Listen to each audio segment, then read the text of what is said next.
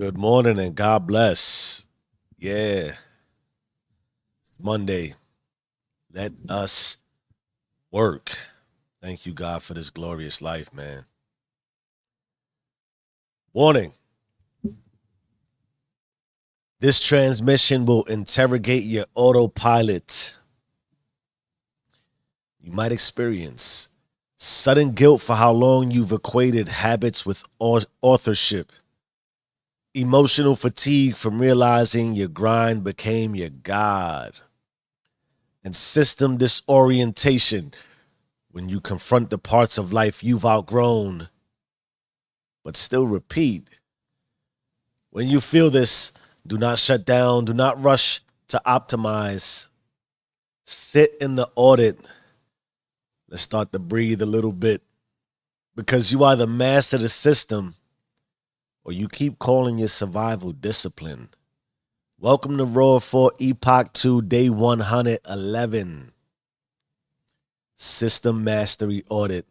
You didn't build discipline, you just memorized survival. Perfect for a Monday after a weekend of rest where you did a lot of nothing, didn't you? Most people think they're in control, but they're just fluent in repetition.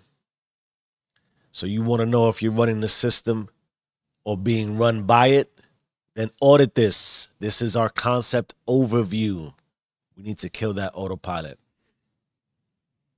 Are your routines rooted or just remembered? That's a question. Does your system reflect your current identity or a past you haven't recoded? That's another question. Are you growing through cycles or stuck inside loops? When was the last time you reauthored your schedule, your standards, your scripts? The longer you repeat unexamined systems, the faster you decline into spiritual automation. That is our concept overview. We now push forward and proceed into our visual metaphor of the day. Yeah, life is good, baby. We call this the control room with unlabeled switches. Imagine, immerse yourself, close your eyes if it makes you feel a little bit better. And then imagine walking into a high-tech room. The lights are blinking, gauges are moving, everything is humming. When you look closer, none of the switches are labeled. You didn't design this, you just inherited it. But the buttons still work. You just have no idea what they do. And so every day you just press the same ones. And why? Because that's what you've always done. Now imagine rewiring every label, rewiring every loop, claiming every dial. That is what mastery requires. Auditing the code you didn't choose but still run. It's not just that you're on autopilot. It's very likely you didn't even choose the plane, the machine, the buttons, and what they do. Ooh. I'm going to get into my personal perspective. This one's going to go deep into my memory bank because it's going to hit into some of my past in business. Anyway, let's talk about it. I call it just because it worked. Let me tell you about the first time I walked into professional conflict with real fire in my lungs. I was a young puck. Burp, burp, burp. Fresh, hungry, focused, working under a director who had the glow. I can see him right now, man. He was sharp, respected, walked with pride, and moved like he owned the air around him, and I admired it. He was Hispanic like me. I guess that helps. Charismatic and had all that leadership energy. It made me believe, maybe I can build that too. It's good to see somebody who looks like you doing what you want to do, right? But here's what I noticed. Under all that consistency and confidence was a system that was bleeding out, hemorrhaging, bad, legacy tech, legacy code, legacy mindset, all running on a loop of, this is how we've always done it. And the wildest part, at least to me, because I could see, the team around us and the team around him couldn't see we were suffocating because essentially the consistency had become oxygenless comfort. So I did what you would expect Cliche Jeff to do. I raised my hand. I spoke up. I said what I think had to be said. Yo, very succinctly, straight up, raw and real. If we stay the same, we're not just falling behind. We're teaching ourselves how to die quietly. As you can imagine, that didn't go too well. For all the reasons you would expect. Too young, too forward. Right away, I was labeled the problem. You want to know what's crazy? I wasn't wrong. And what I learned is this. Consistency without evolution is just survival with a user manual. The system looked strong, but it had no breath left. Now apply that to life. We all start off gassed up, spirited, locked in. We get ahead. We make moves. We build a system that works until it stops working.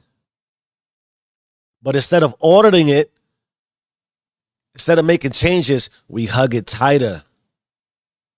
We get protective. We mistake the grind for dominion. We mistake the repetition for mastery. We mistake survival for success. Until one day we realize we didn't build the box to scale. We just built it to breathe. And now there's no oxygen left. Mastery. I'm learning this. It isn't how long you can repeat. It's how often you override. It's recognizing when your system needs an update, not to change your identity, but to protect your airspace. I'll tell you what, as we reflect sort of into this autopilot system mastery scenario, I'm almost done with this book. It's called The Lucifer Principle. Let's check the chat real quick on a Monday. I'm cold again today. It's supposed to be in the 70s, but at 4 o'clock in the morning, it's a little bit chilly still. In any event, you don't want to hear me complain. This concept is massively powerful in that, you know, if nothing changes, nothing changes. There's that reality. But this is more of a lot of us get some places and we catapult forward and we make good moves and then we stop making changes because, you know, it got us here. And the Lucifer Principle, the book I'm reading, it talks greatly and in great detail. I don't want to get boring with the details, but I think it was the British reign. At one point, they owned like 40% of the market as far as imported and exported goods or exported goods. They were just dominating. It was around the time when the steam engine was built. In any event, what got them there was the idea that they had to ensure that their tech and their innovation was paramount and at the forefront. And because they invested heavily in their technology and in being innovative and in having great ideas, boom, they exploded. They took over the market. As you can see today, America, the West, is essentially the most dominant culture, I believe, at least from the perspective of power and authority and the dollar. But what allowed the British to fall out was that they stopped innovating. They stopped developing new technology. They relied on everything they had to get them ahead. And like we always talk about, what gets you ahead, what gets you there, certainly a lot of times it'll give you a big runway, a lot of air to breathe. But that air closes quick, if for no other reason than there's somebody behind you watching you. And they're not just necessarily taking your tech. They're figuring out, oh, you already did that. I got to enhance that if I want to get ahead of you. I can't do what you're doing to get ahead of you. And there's somebody always looking to get ahead of you.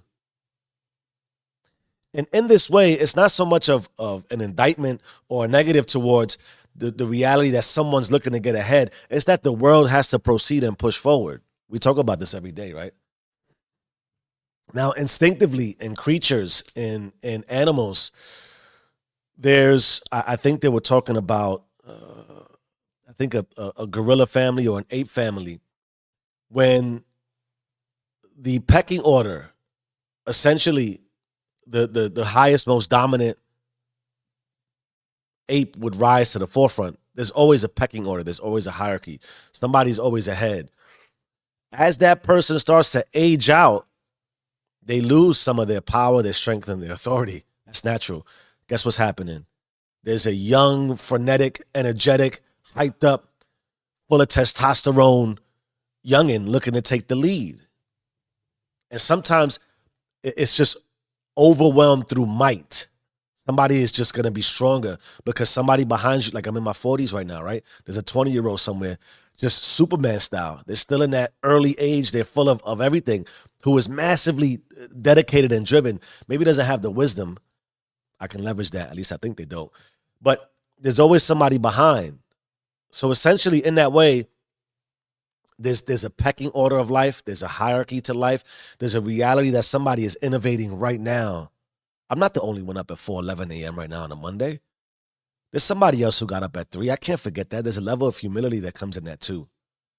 But what we really want to drive here is that there's a likelihood that we get into a rhythm, a habit, and a pattern that gets us forward and gets us in a good spot. I talked to my wife about this.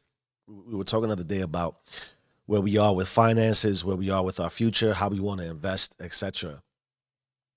And a lot of times she goes into, well, let's look at where we're at. Where can we cut? Where can we cut?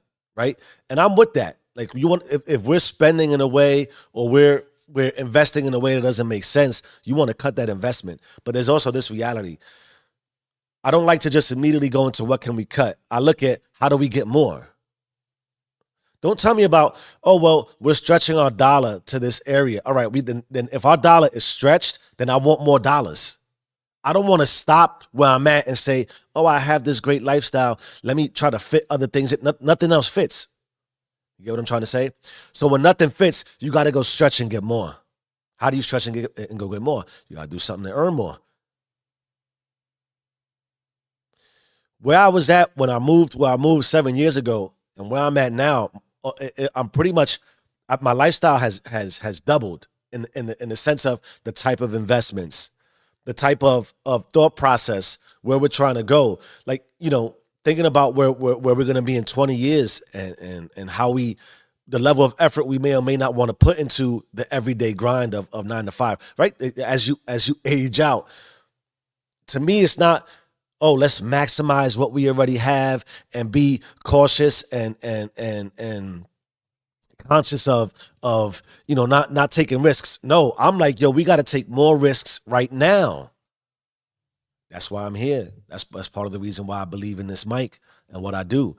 I'm not going to stay in my current career doing what I currently do in the same role, even in that way. If I shut the mic down today, it's like, all right, I got to figure out how to be a CIO.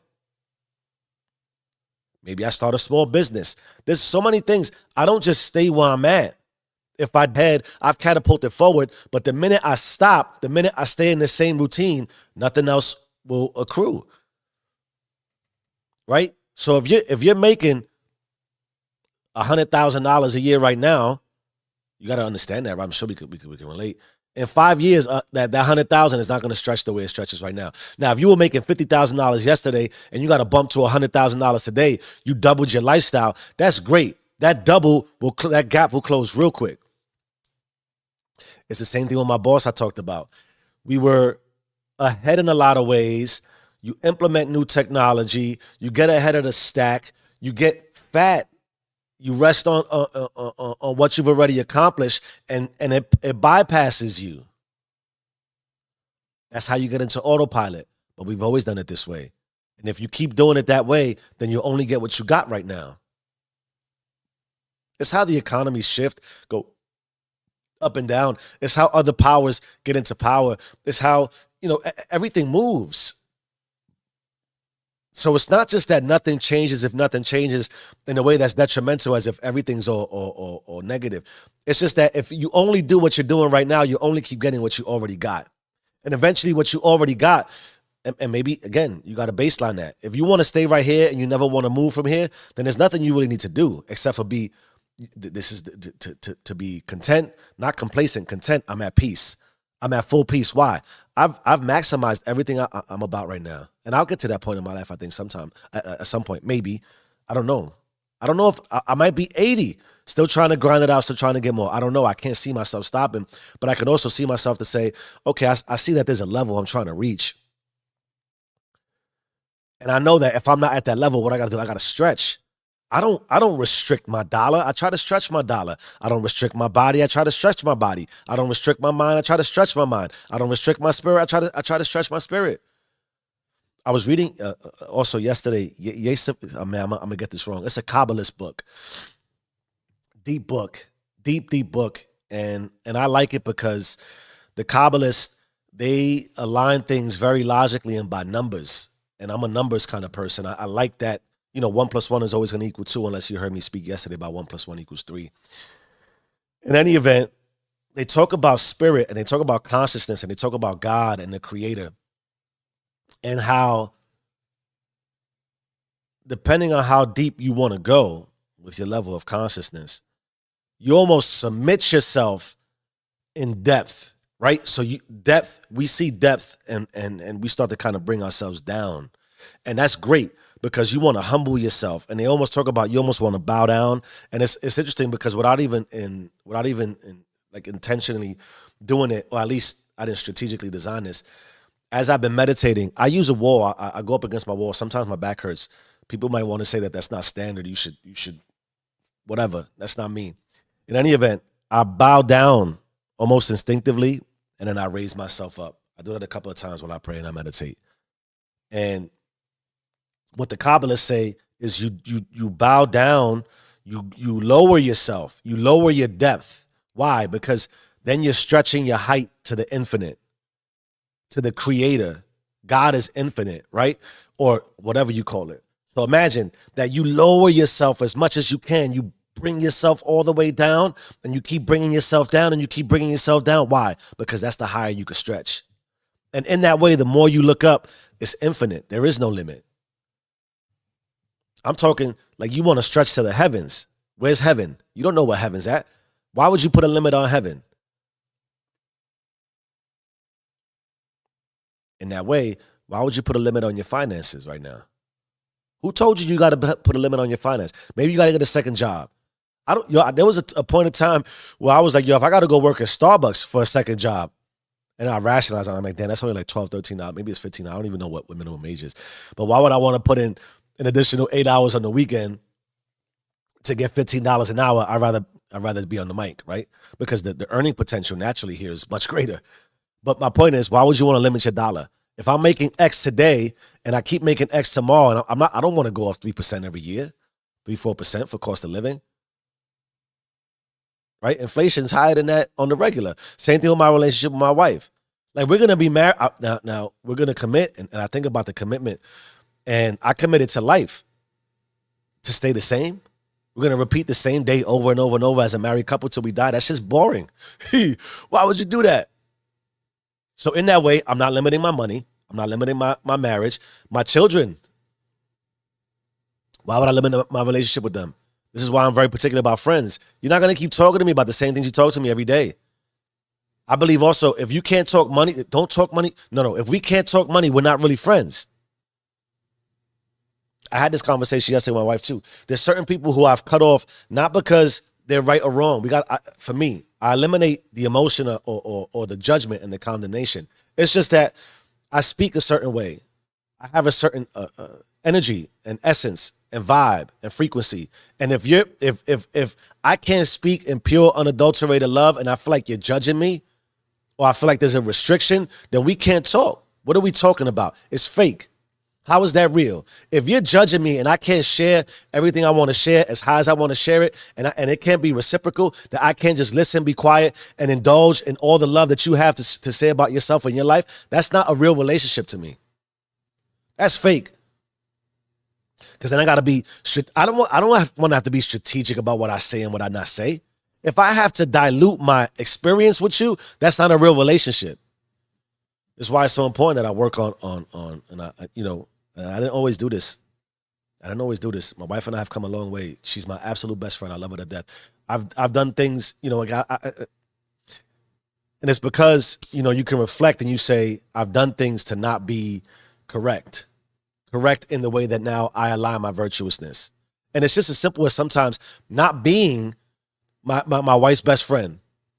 Like, I committed to you forever and I'm not even there for you all the time. That's not cool. I had to learn that. I digress. Same thing with fatherhood. I brought life into this world. You're not going to be there for your children at all times. Very, very cognizant about what we talk about, what we say to each other, how I approach them, how I give them my time. And in friendships, my job, my mic, everything you're involved in, you should be looking to stretch it. And if you can't, that's surrender. My relationship with God, I fully surrender. Why? I don't gotta, no. If I can't fully surrender myself and I can't not stress about what I might have to be cautious about and sidestepping, it's not real. In the same way, if I build something that got me here and I stop and there's no more reach for it, then either it has to end because there's nothing left. I've gotten everything I could get out of it. I could get out of it, or I got to stretch it.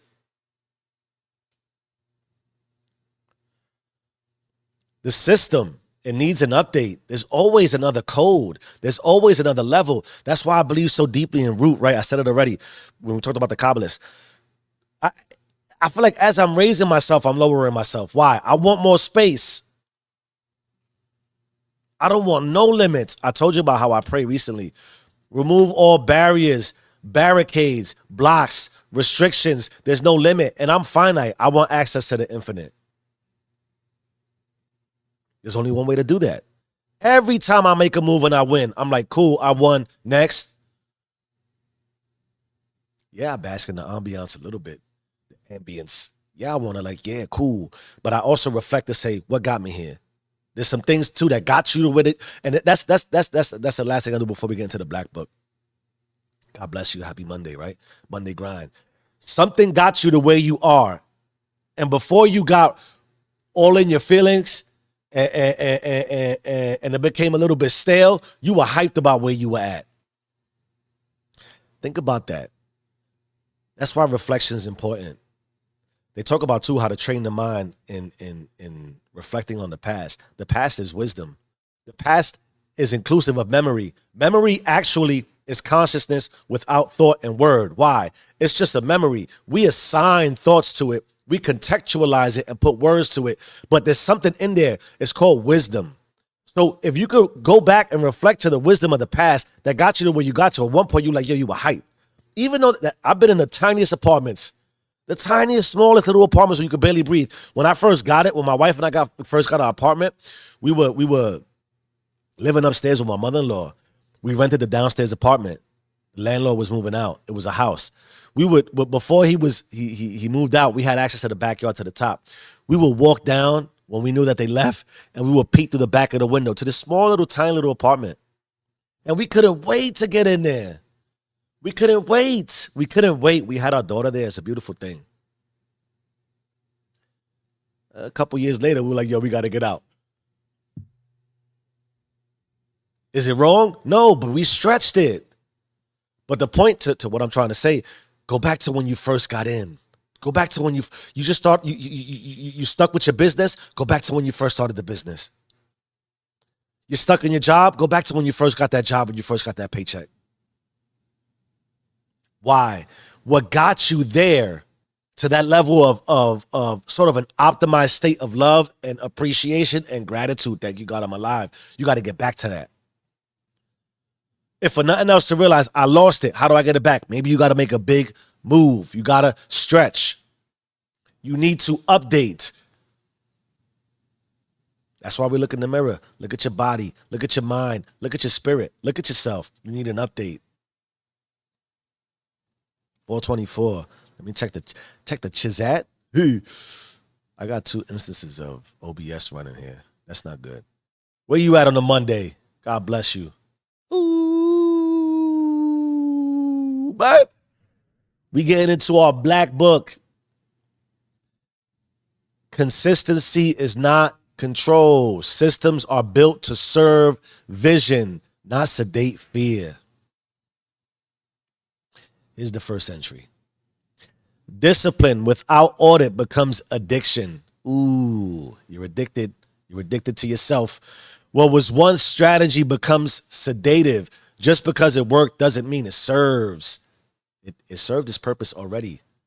That's right. Doesn't mean it serves. It served already. Update yourself. Second entry in the black book. Most consistency is coded in past pain. You do it this way because once upon a time, doing it differently hurt. The question isn't, is it working? It's, is it still required? And if it's not required, come on now. The third entry, systems are not sacred. Source is God, the infinite. If your system can't scale with your spirit, it is not divine. It is a comfort cult. Tell me that doesn't hurt your soul. Immerse yourself in that. That we have a comfort cult who quiet quits on themselves and then gets mad at everything around them. You try to figure out why God hasn't blessed you. He's looking at you like, yo, you quit. You said it. I quit. God's like, I bet I'll quit with you. You don't think it works like that? Look around. The fourth entry. System mastery demands override rituals. If you can't disrupt your own day, you're not running anything.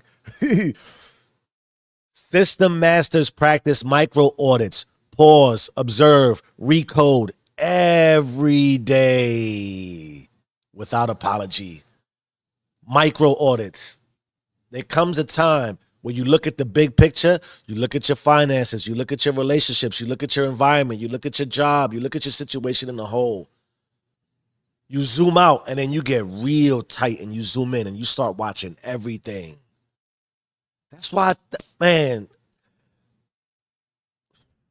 I talk about the routine. I know what I'm doing just about every second of every day without pause, without apology, without worry. That is the only way I can understand to share with you how you can elevate and update the process of your life. Until then, most everything that's possible seems virtually impossible because you're in your own way. Because you can't be that diligent. If you can't be that diligent with you, who's going to be diligent with you? I don't understand it. Have you heard it yet today? Have I said it? Nobody's coming to save you. That person you're complaining to is only assisting you with your downfall. That person who can relate to you about being broke is only assisting you with your downfall. That person who's encouraging you, oh, it's all right. Get out of here. It's not all right. Let me tell you, you want to hear something from me to you, from you to me that I can give you for a blessing for the rest of your life? If you don't feel like it's all right, it's not all right. If you feel like you got to complain about it, there's something wrong. If you're in the same place at the same time, doing the same things, and you're still worried and stressed and trying to figure out, yo, this is not what I want, guess what?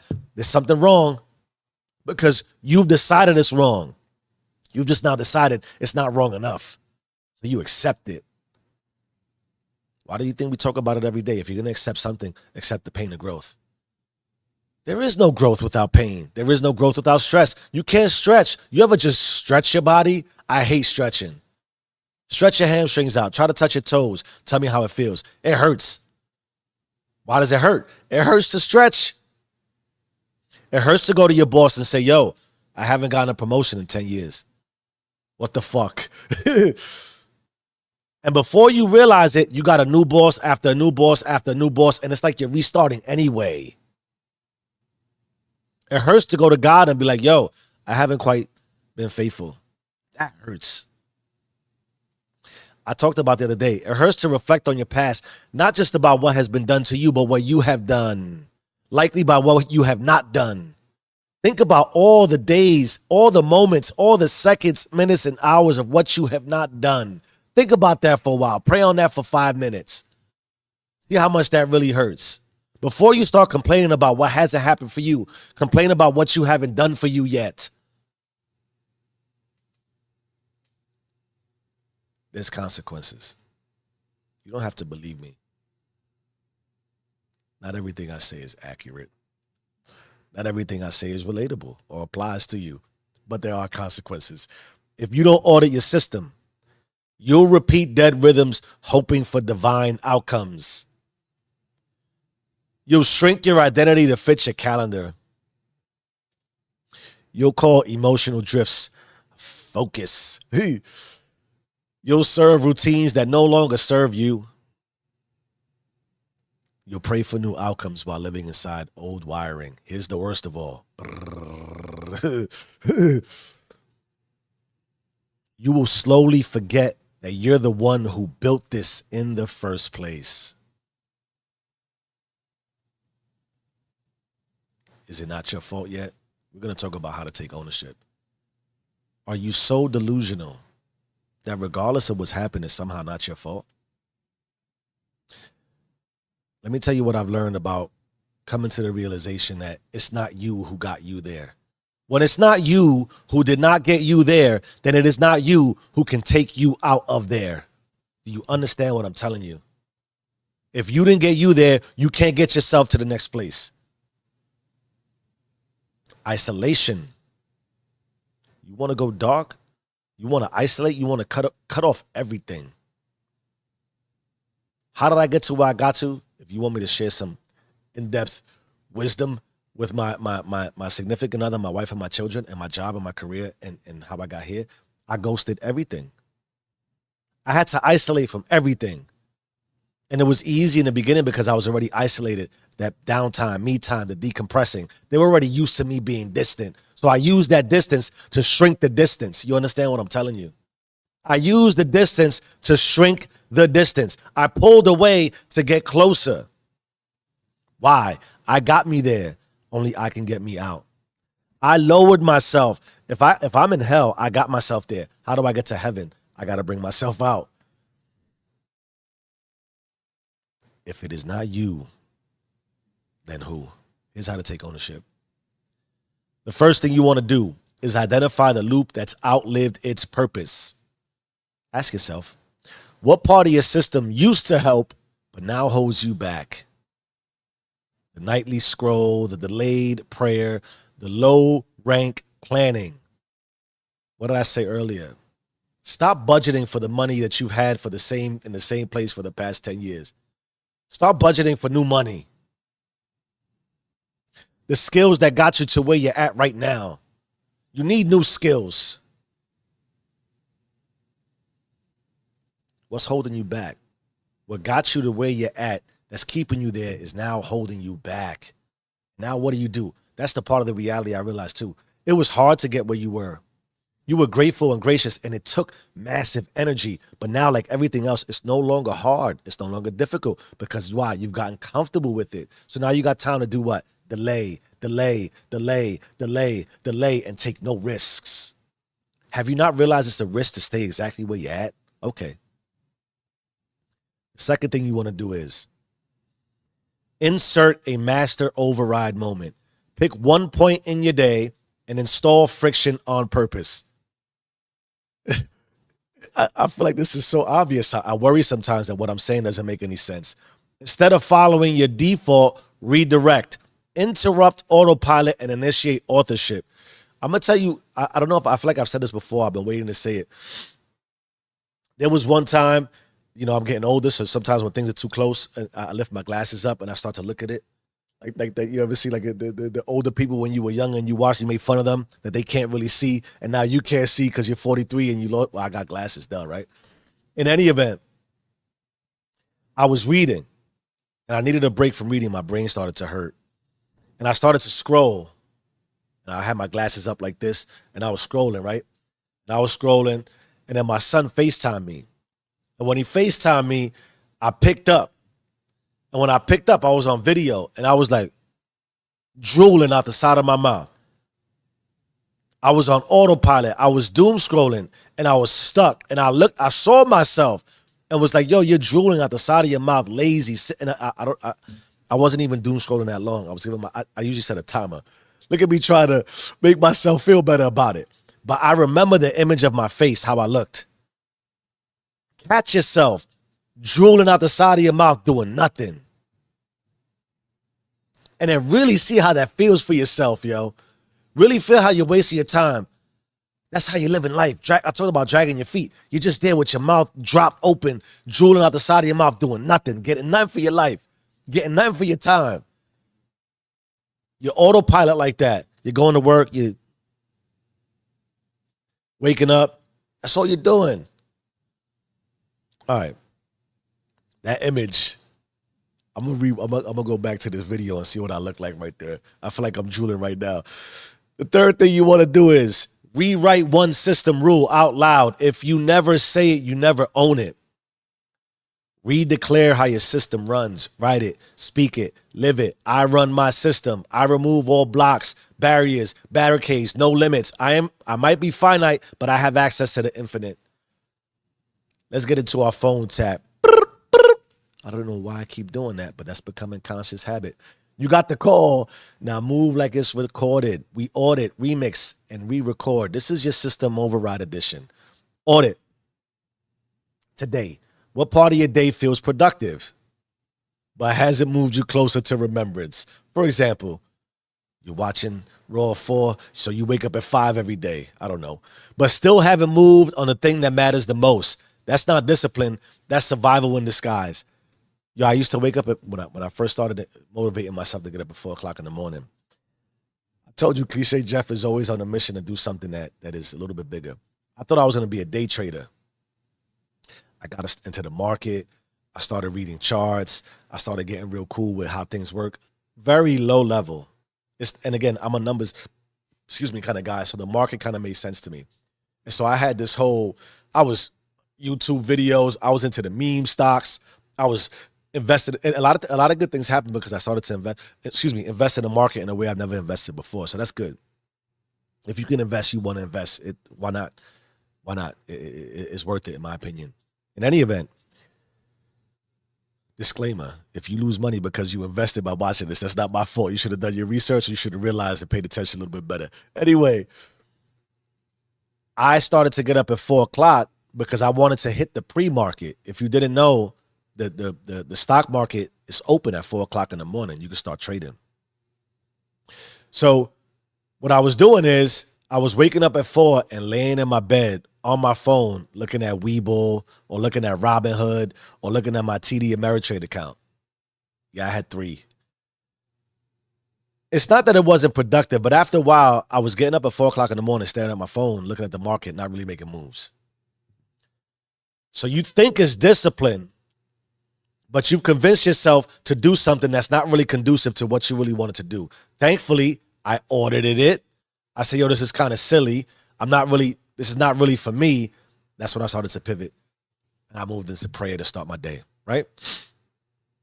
Point being, you might have had the right intention. I'm going to start getting up earlier, but you might not be doing the thing that's going to help you grow, right? That's not discipline in the way that you got to be disciplined to not just get up, but do something that makes sense. Then you want to remix. So we audited, now we remix. Change the rhythm of one loop. For example, if you always journal last, journal first. If you check email before prayer, swap it. Build resistance into routine so obedience doesn't atrophy. That's another big thing too.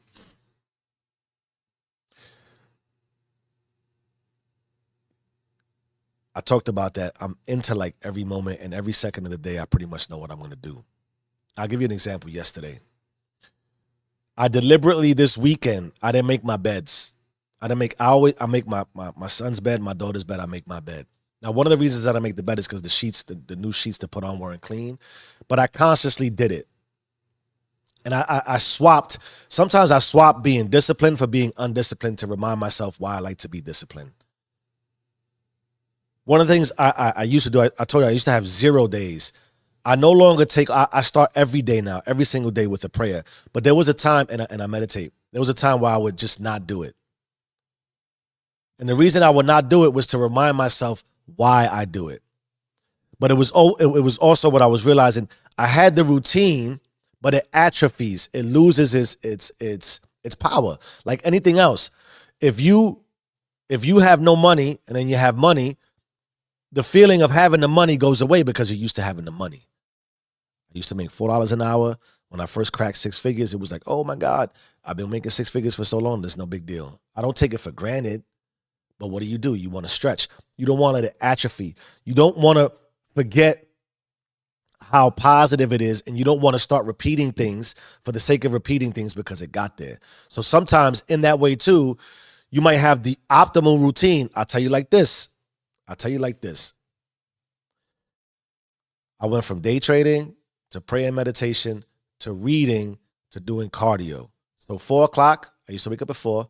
I would pray. 4:30, I would read. 5 o'clock, I would go for a run. I'm approaching 5 o'clock right now. It's 4:40. My entire routine now, I had to shift it. And sometimes I don't run till like after I drop my son off at 7:45 right before I start work. Why? I had to swap some things. Why? Because I made an adjustment. I made an audit. I had to see what's working and what's most conducive to my current growth and maximize my time.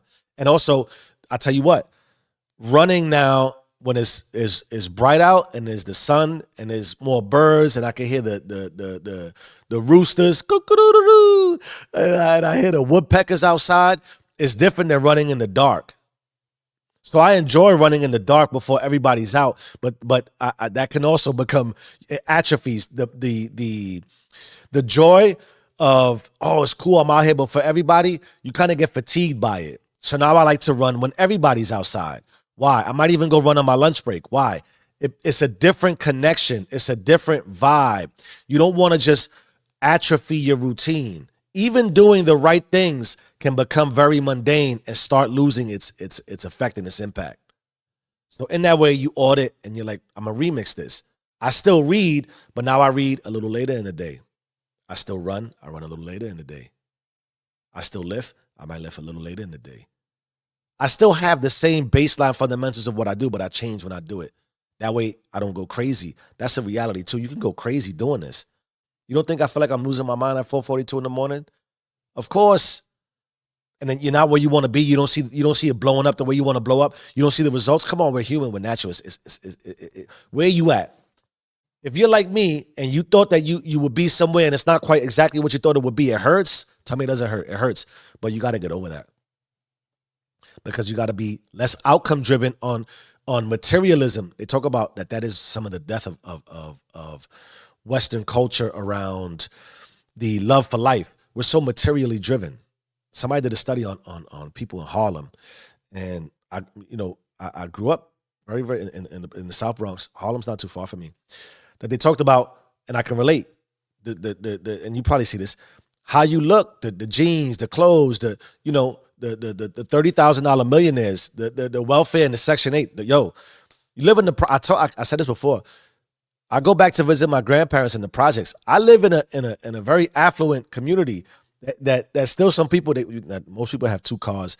Somebody that always has the Honda for the family, and then they got the nicer car. My point is, you go to the hood, there's Benzes lined up all down the block, and you're like, but this is the projects. How about all these luxurious cars parked here? Materialism. So it's natural to say, I want a specific outcome that is materially driven. And when you don't get that, it can break you down. That is why you reach for the infinite, in my opinion. You start reaching for God, there's no material that could compare to that. I promise you, there's some days, I talked about it, I think just yesterday, I fight with God, I put the hands up, we be sparring. And then there's sometimes I'm so deep into my feeling and emotion of love that nothing can really explain it. No material, no dollar amount. And that's why I'm able to do this. It feels great to do this. It feels great to fall asleep listening to myself speak. I know how that sounds. You might think that's narcissistic. No, this is me just being in love with my life. That's what I offer you. Do something you love to do, and then the outcomes, it's not that I don't want the outcomes, of course. Do I believe it comes? Yes. Why? Because otherwise it might be pure madness. There's a reality to me building around how I want my life to be, and I have to be able to support it. I have a lifestyle to support. If you have a lifestyle to support, go support your lifestyle. That means you got to put in more work. That means you got to be more obedient. That means you can't let that atrophy. All right. It's 4:44. Now you re-record. Declare your new authorship out loud. For example, life is so good. My system serves my spirit, not my fears. Every move is coded in remembrance, not routine. But be careful. You want the routine of constantly being out of your routine, right? You got to surprise yourself every now and again. Monday grind. Are you mad you got to get up today? Imagine that. Oh, it's Monday. What was wrong with you? You didn't come this far to maintain your machinery. You came to reprogram the world with your source, with your image, with your infiniteness that you have access to. So own the system or be erased by a rhythm you never chose. Ooh, ooh, ooh. You either run the system or the system runs you. Change your mind, change your life. I am who I say I am. Do you and stay rich.